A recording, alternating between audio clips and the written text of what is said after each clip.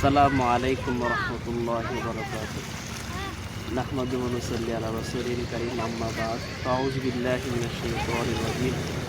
বিসমিল্লাহির রহমানির রহিম। ইন্না সলাতি ওয়া নুসুকি ওয়া মাহইয়ায়া ওয়া মামাতি লিল্লাহি রাব্বিল আলামিন।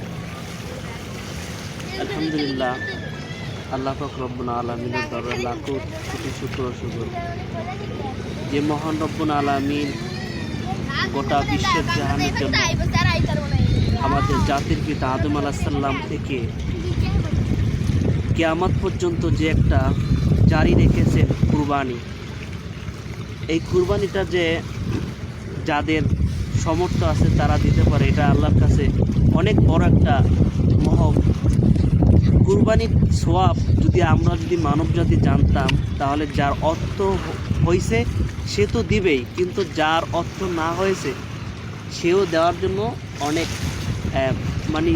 আকুল হইতো যদি এই সওয়াবটা যদি মানুষ দেখতে পারত। কারণ আল্লাহ পাক বলছেন, আল্লাহ রসুলের হাদিস, যে ব্যক্তি কুরবানি দিবে পশুর প্রত্যেকটা চামড়ার প্রত্যেকটা পশমের বিনিময়ে তার আমল নামে একটি করে নেকি দেওয়া হবে।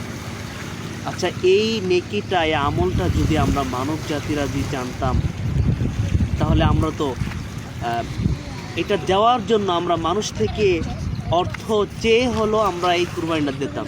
কিন্তু আমরা আফসোস, আজকে আমাদের যাদের অর্থ আছে তারাও আমরা কিন্তু এই কুরবানি দেই না। কারণ যারাও দেয় তারা কিন্তু মানুষকে দেখাবার জন্য এই কুরবানিটা দেয়। কে কত টাকা দিয়ে কুরবানি বেশি টাকা দিয়ে কুরবানির গরু কিনবে, সেটার জন্য একটা প্রতিযোগিতা সৃষ্টি হয়ে যায়।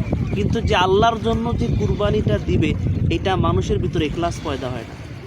যে আমাদের জাতির পিতা ইব্রাহিম আলাইহিস সালাম তার পুত্রকে যে কুরবানি দিতে করছেন, আল্লাহ পাক তো তার পুত্রকে কুরবানি চান না, চেয়েছেন তার তাকওয়া। আজকে আমরা যে কুরবানিটা দিই, আজকে আমাদের তাকওয়া পয়দা হয় না, আমরা কুরবানি দেই মানুষকে দেখাবার জন্য।